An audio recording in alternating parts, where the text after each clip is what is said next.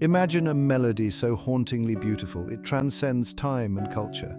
This is the power of Max Bruch's music, a composer whose works have left an indelible mark on classical music. Born in the Romantic era, Bruch's intricate harmonies and soaring melodies are both intellectually stimulating and emotionally captivating. His most famous work, Kol Nidrei, continues to resonate worldwide, but his repertoire extends far beyond this single masterpiece. Bruch's symphonies, concertos, and chamber works reveal a composer of remarkable depth and versatility. Join us as we delve into the life and work of Max Bruch, exploring the man behind the music.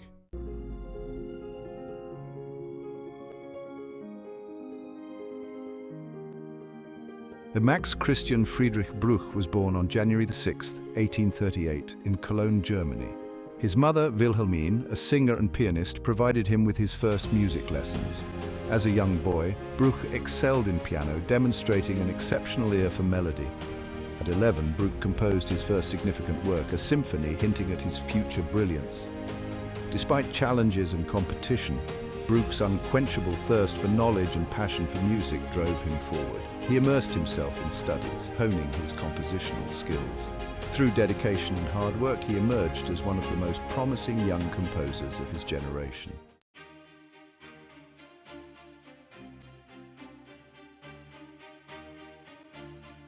Bruch's early influences were as diverse as the cultural landscape of 19th century Europe. He drew inspiration from Romantic composers like Mendelssohn and Schumann, yet his musical voice was uniquely his own. Deeply moved by German folk music, Bruch incorporated traditional melodies and rhythms into his compositions. This fusion of classical and folk traditions became a hallmark of his style. Bruch's formal musical education under renowned musicians like Ferdinand Hiller shaped his development. He mastered counterpoint, orchestration, and form, building a technical foundation for his legacy. Throughout his studies, Bruch's talent was undeniable, excelling in all areas of music. Armed with guidance and support, Bruch embarked on his musical journey, eager to share his gift with the world.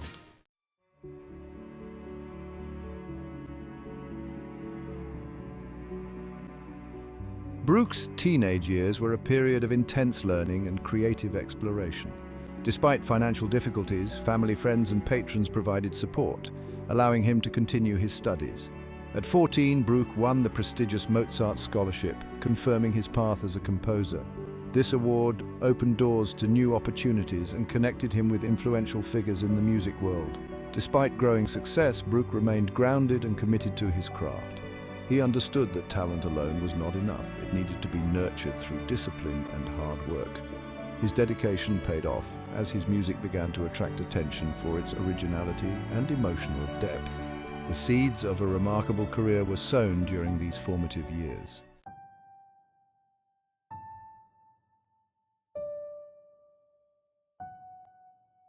Bruch's early 20s were a time of both triumphs and challenges. In 1863, at 25, Bruch achieved his first major public success with his opera Die Loreley. Despite its initial success, the opera failed to maintain popularity, teaching Bruch about the fickle nature of public taste. Undeterred, Bruch continued to compose prolifically, exploring different genres. His early works, while well received, often struggled to escape the shadow of his more famous contemporaries. Bruch remained committed to his artistic vision, refusing to compromise his musical integrity. This dedication eventually led to the creation of his masterpiece, Kol Nidrei.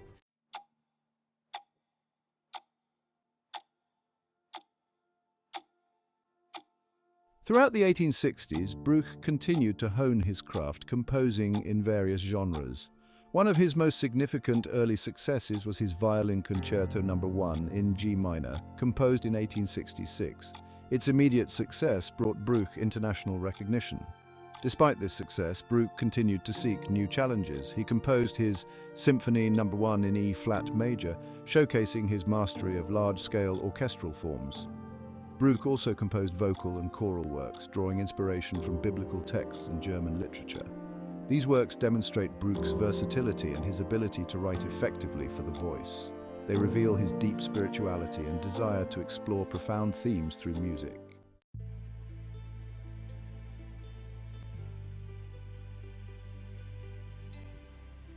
In 1867, Bruch's career took a turn when he accepted a position in Koblenz, Germany. There he met Scottish musicians who introduced him to Scottish folk music. This led to the creation of the Scottish Fantasy for violin and orchestra in 1880. The Scottish Fantasy gained international acclaim, solidifying Bruch's reputation. Beyond this work, Bruch's time in Koblenz was a period of great personal and artistic growth. The impact of Scottish folk music on Bruch's style cannot be overstated. This blend of romantic lyricism and folk elements became a hallmark of Bruch's mature style.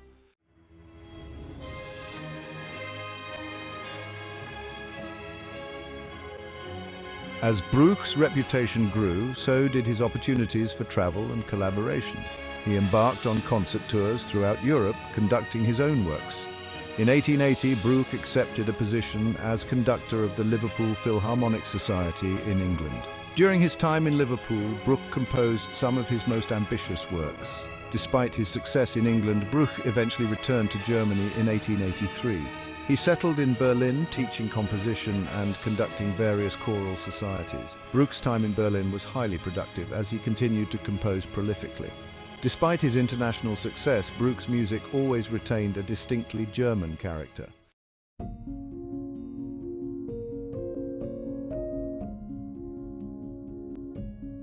Upon his return to Germany, Bruch found himself increasingly drawn to teaching. He accepted a position at the prestigious Berlin Hochschule für Musik, where he would remain for over 2 decades. Bruch's teaching philosophy emphasized a strong foundation in musical theory and a deep understanding of the works of the great masters. He instilled in his students a respect for tradition while encouraging them to develop their own unique voices. While in Berlin, Bruch also continued to compose, though at a somewhat slower pace. He focused on chamber music, choral works, and revisions of earlier pieces. Notable among his later works is the String Quintet in E major, a testament to his enduring melodic gift and masterful handling of chamber forces. This piece, though composed towards the end of his career, reveals a freshness of invention and a vibrancy that belies Bruch's advancing years. Despite his success as a composer and teacher, Bruch's later years were not without their difficulties. The musical landscape was shifting, with new styles and trends emerging that challenged the romantic tradition in which Bruch had made his name. While he remained true to his own artistic vision, Bruch's later works sometimes struggled to find their footing in a rapidly changing musical world. Nevertheless, Bruch remained a respected figure in the German musical scene. His students went on to successful careers of their own, carrying on his legacy as a dedicated teacher and passionate advocate for the art of music. Bruch's commitment to his craft, his unwavering artistic integrity, and his dedication to nurturing the next generation of musicians left an indelible mark on the world of classical music. By his 40s, Max Bruch was a respected composer with significant works. His Violin Concerto No. 1 and Scottish Fantasy brought him international recognition. In his middle years, Bruch composed enduring masterpieces, solidifying his place in classical music. His music from this period shows a deepening maturity and unique voice. Bruch's compositions exhibit individuality and a personal approach to musical storytelling. Known for its emotionality and lyrical beauty, Bruch's music transports listeners. His 3 symphonies are a testament to his mastery of orchestral forms. Symphony No. 2 in F minor, composed in 1882, showcases his gift for melodies and rhythms. Its emotional depth and orchestration make it one of Bruch's most compelling works. Bruch's concertos, like Violin Concerto No. 2 and Cello Concerto, are technically demanding and musically satisfying.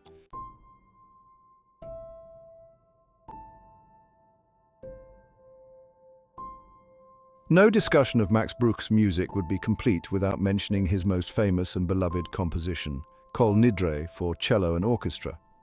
Composed in 1880, Kol Nidrei is a work of profound emotional depth and spiritual resonance, inspired by Bruch's encounters with the Jewish community in Berlin. The piece takes its name from the Aramaic prayer Kol Nidre, which is recited on the eve of Yom Kippur, the Jewish Day of Atonement. The prayer, a solemn plea for forgiveness and a declaration of faith, deeply moved Bruch, and he sought to capture its essence in his music.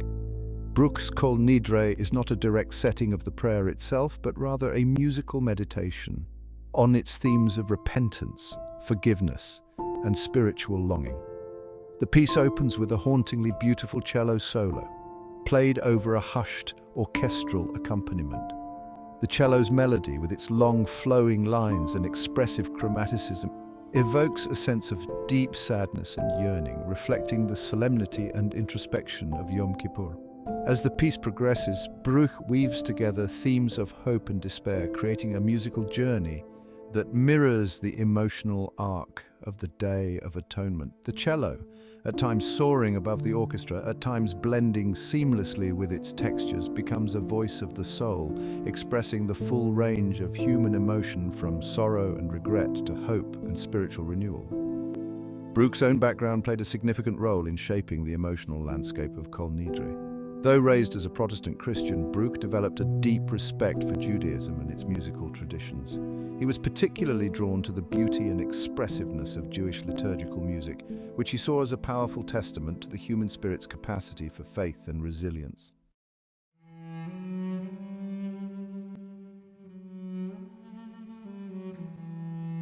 Kol Nidrei quickly gained popularity after its premiere and has remained one of Bruch's most frequently performed and beloved works. Its enduring appeal lies in its ability to transcend cultural and religious boundaries, speaking to something universal in the human experience. The piece's themes of repentance, forgiveness, and spiritual longing resonate with people of all faiths and backgrounds, making it a powerful and moving work of art. Part of the piece's enduring popularity can also be attributed to its sheer musical beauty. Bruch's writing for the cello is both virtuosic and deeply expressive, allowing the soloist to showcase the full range of the instrument's capabilities. The orchestral accompaniment, while always supportive, is never overshadowed, providing a rich and colorful tapestry of sound against which the cello's melody can soar. The emotional depth of Kol Nidrei has made it a popular choice for film scores, television programs, and other media, further solidifying its place in popular culture. The piece's ability to evoke a sense of longing, sadness, and spiritual reflection has made it a fitting soundtrack for moments of contemplation, remembrance, and emotional intensity. Despite its popularity, Kol Nidrei has not been without its critics. Some have accused Bruch of appropriating Jewish culture, arguing that his status as a non-Jewish composer prevented him from fully understanding the spiritual significance of the prayer that inspired his work. However, others have defended Bruch, pointing to his deep respect for Judaism and his sincere desire to create a work of art that would honor its traditions.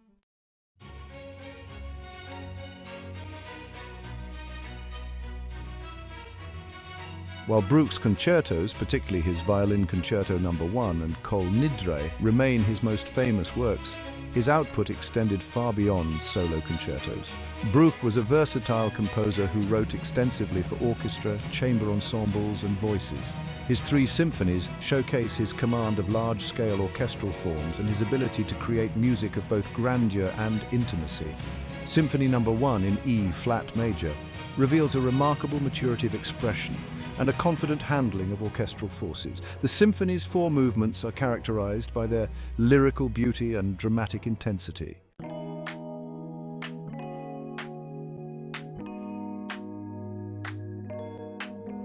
Bruch's profound spirituality and his love of nature found a natural outlet in his choral music, a genre to which he dedicated a significant portion of his creative output. Bruch's choral works encompass a wide range of styles and forms, from intimate motets and part songs to large-scale oratorios and cantatas. His music for chorus is characterized by its lyrical beauty, its harmonic richness, and its ability to evoke a wide range of emotions, from quiet contemplation to ecstatic joy. One of Bruch's most enduringly popular choral works is his setting of the hymn Lob den Herren, which has become a staple of church choirs around the world. Bruch's setting captures the hymn's spirit of praise and thanksgiving with its soaring melodies and triumphant harmonies. The work's enduring popularity is a testament to Bruch's ability to write music that is both accessible and deeply moving. Bruch's larger choral works, such as his cantatas Frithjof and Odysseus, demonstrate his ability to handle extended musical forms and to tell compelling stories through music. These works, often based on literary or mythological subjects, showcase Bruch's gift for creating evocative musical landscapes and for capturing the nuances of human emotion. Nature, a constant source of inspiration for Bruch, figures prominently in many of his choral works. His Romanze für Chor and his Wir Gesange für gemischten Chor, for example, evoke the beauty and tranquility of the natural world, with their delicate harmonies and their evocative use of text painting. Bruch's choral music, though perhaps less well known than his instrumental works, represents an important aspect of his creative output. His compositions for chorus reveal a composer who was deeply attuned to the expressive power of the human voice and who possessed a gift for creating music that was both spiritually uplifting and emotionally resonant.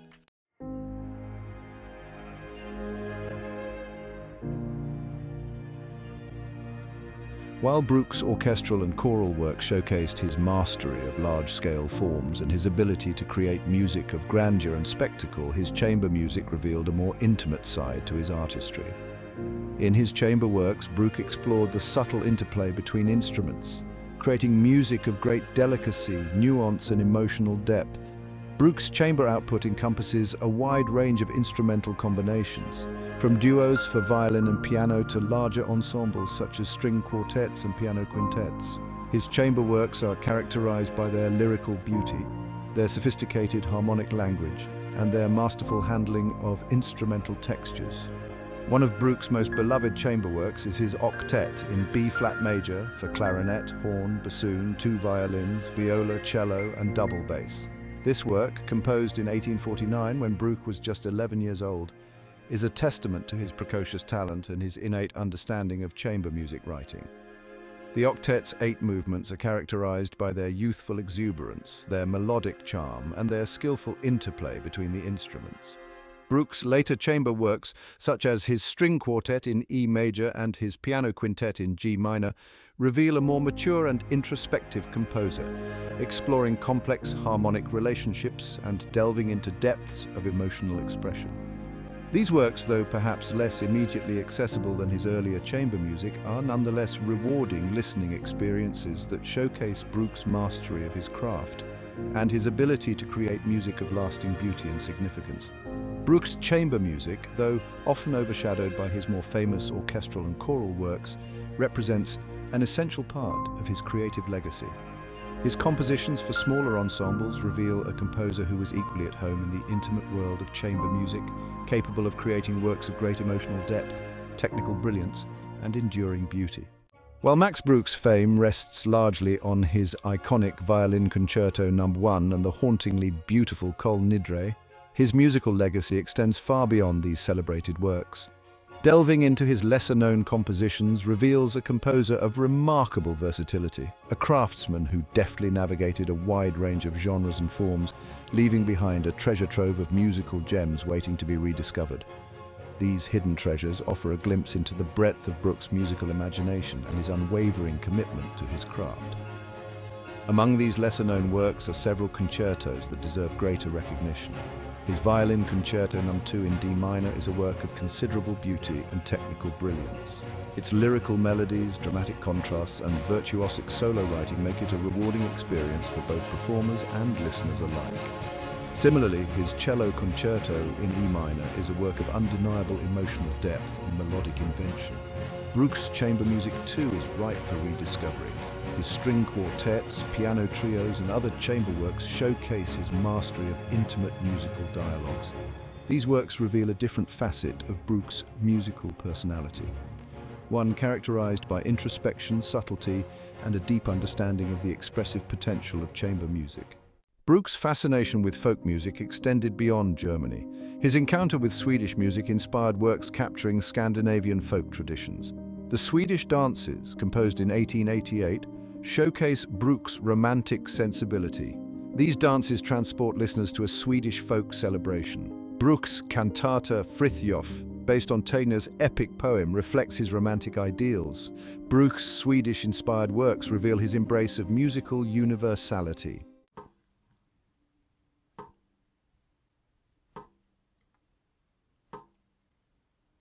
While Bruch's instrumental works, particularly his concertos and orchestral pieces, occupy a central place in his musical legacy, his vocal compositions deserve equal attention. Bruch was a gifted melodist with a keen understanding of the human voice, and his vocal works, ranging from intimate lieder to grand choral pieces, reveal a composer equally adept at writing for solo voice, chamber ensembles, and large choral forces. Bruch's lieder, or art songs, often overlooked gems in his vast output, showcase his ability to set poetry to music with sensitivity and nuance. His lieder, primarily composed for voice and piano, explore a wide range of themes, from love and longing to nature and spirituality. Bruch's melodic gifts shine through in these intimate settings, his melodies soaring and sighing with the emotions embedded in the texts. Bruch's secular choral works, often composed for specific occasions or celebrations, demonstrate his mastery of writing for larger vocal ensembles. These works, ranging from part songs for smaller choirs to cantatas and oratorios for larger forces, showcase Bruch's ability to create choral textures that are both grand and intimate, his melodies intertwining and soaring to create moments of breathtaking beauty. One notable example of Bruch's secular choral works is his cantata Frithjof, based on the epic poem by Esaias Tegner. This work, scored for soloists, chorus and orchestra, exemplifies Bruch's ability to handle large-scale vocal forms, his music capturing the drama, romance and epic sweep of Tegner's poem. Bruch's vocal music, though often overshadowed by his instrumental works, deserves wider recognition. His lieder and choral pieces reveal a composer deeply attuned to the expressive power of the human voice, his melodies soaring and sighing with a depth of emotion that continues to resonate with audiences today.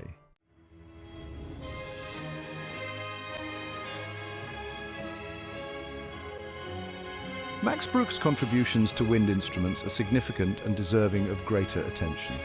His compositions showcase his masterful understanding of their unique timbral qualities. Bruch's most celebrated work for wind instrument is his octet in B-flat major. Composed at 11, it demonstrates his remarkable precocity. The octet's movements are characterized by melodic charm and playful interplay. Beyond the octet, Bruch composed several other notable works for wind instruments. His chamber works blend the timbres of winds and strings, creating a rich sonic tapestry. Bruch's legacy for wind instruments is an important part of his musical output.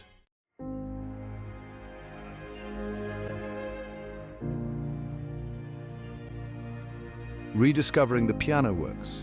Max Bruch's piano works, though less numerous, offer a fascinating glimpse into his compositional style.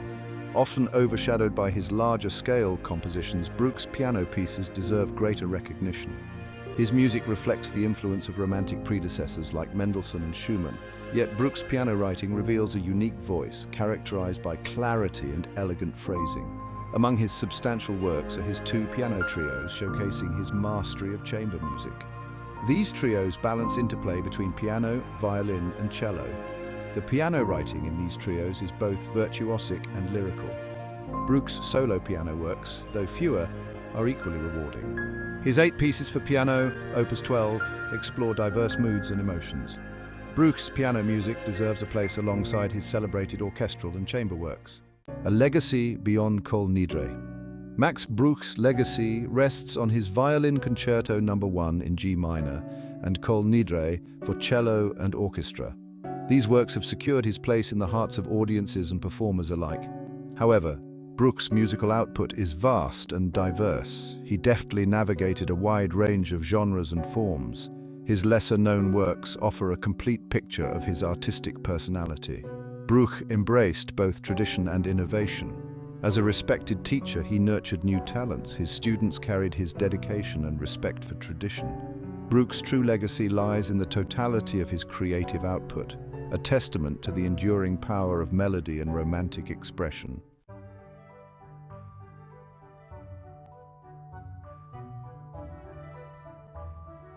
The weight of expectation. As Max Bruch entered the final decades of the 19th century, he found himself at a crossroads. The triumphs of his middle years, marked by the creation of his most enduring works, cast a long shadow. The adulation of audiences and the respect of his peers brought the weight of expectation. Bruch felt the pressure to replicate his earlier successes in a rapidly evolving musical landscape. The musical world was undergoing a period of profound transformation. New voices emerged, challenging established conventions. Composers like Richard Strauss and Gustav Mahler captivated a new generation. Bruch, while not opposed to innovation, found himself at odds with modern trends. Despite the shifting tides, Bruch remained true to his artistic vision. He continued to compose in the style that had brought him acclaim. However, the critical reception to his later works was not always enthusiastic. Some critics found his music old-fashioned, lacking the daring of his younger contemporaries. Bruch refused to compromise his artistic integrity for fleeting trends. He believed in the enduring power of melody and music's ability to transcend boundaries. His later works stand as a testament to his unwavering commitment to his craft.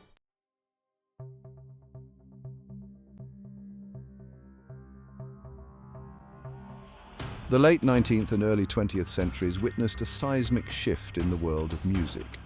The Romantic era, with its emphasis on emotional expression, lyrical melodies, and programmatic elements, gradually gave way to new and often radical ideas.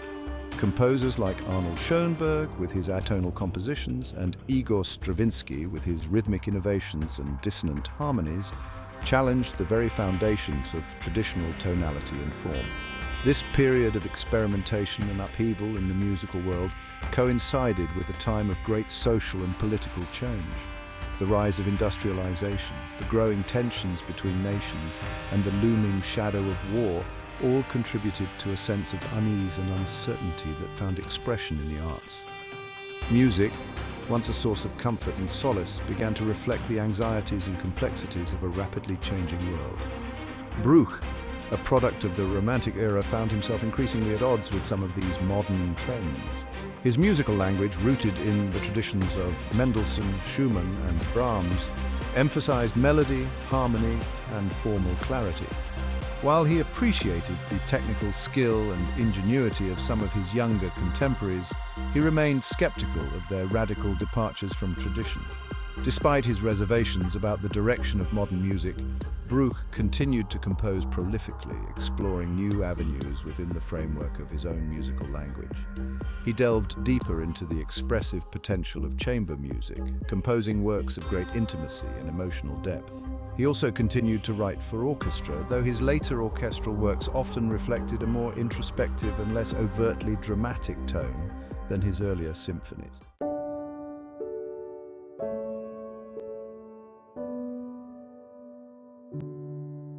As the musical world around him continued to evolve at a rapid pace, Bruch found solace and inspiration in revisiting familiar forms and genres.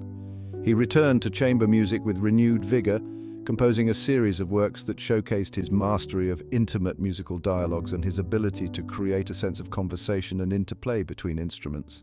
His string quartets, piano trios, and other chamber works from this period are characterized by their lyrical beauty, their sophisticated harmonic language, and their masterful handling of instrumental textures. Bruch also continued to compose for chorus, a medium that had always held a special appeal for him. His later choral works, often inspired by biblical texts or German poetry, reflect a deep spirituality and a profound understanding of the expressive power of the human voice.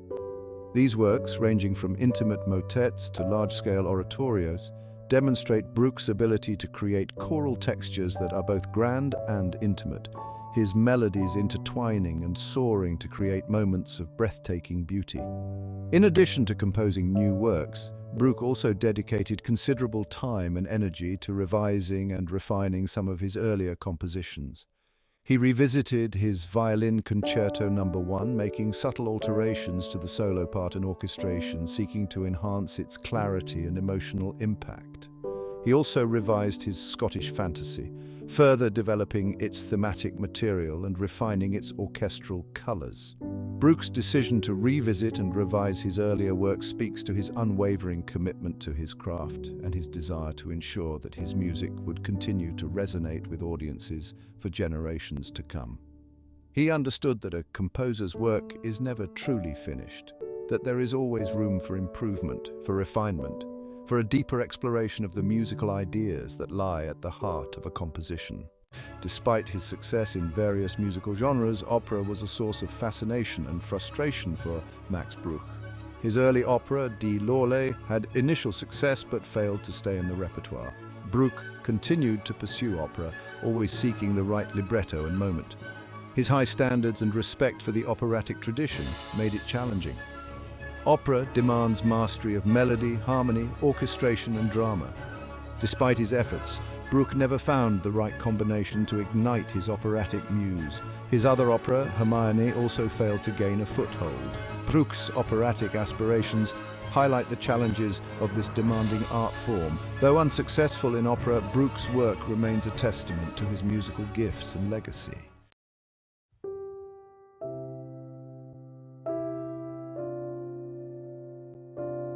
In 1910, at the age of 72, Max Bruch made the difficult decision to retire from his teaching position at the Berlin Hochschule für Musik.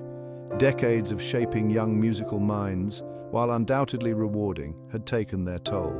He sought a quieter pace of life, one that allowed him to indulge his love of nature, to spend time with his family, and to reflect on a long and fulfilling career.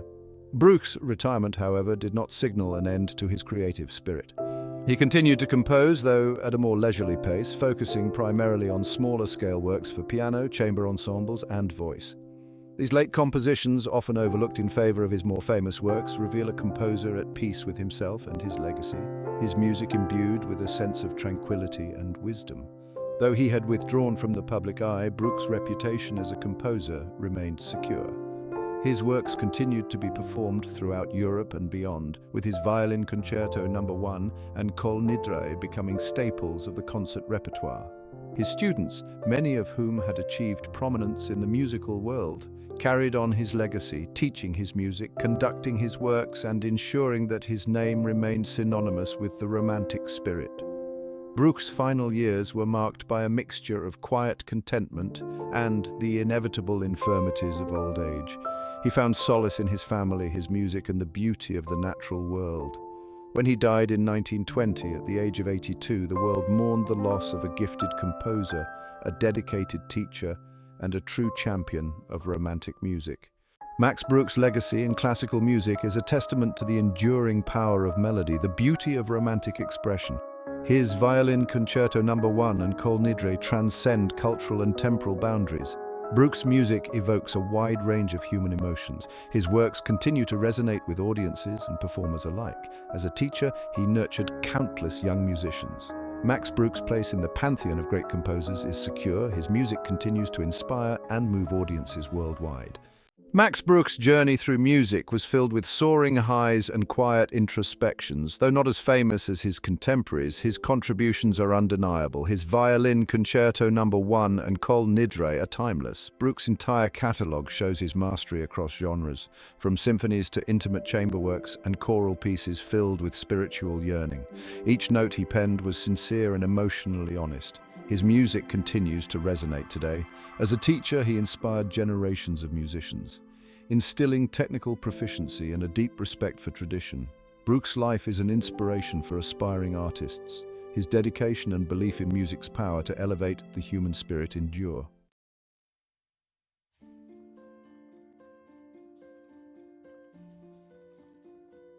Bruch's impact on music remains undeniable. His works are staples of the classical repertoire performed globally. The Violin Concerto No. 1 captivates audiences with its timeless beauty. Kol Nidrei's haunting cello solos evoke profound contemplation. Bruch's lesser-known works offer rich musical treasures. His chamber works reveal intricate musical dialogues. His choral pieces soar with deep spirituality. Bruch's influence extends to music education. His compositions introduce young musicians to Romantic music. Bruch's music is cherished worldwide, a testament to his enduring legacy. Max Bruch's musical journey transcends trends and popular taste. Rooted in the Romantic tradition, his music speaks to the human experience. Though not a revolutionary, his impact on music is profound. His compositions inspire and challenge musicians.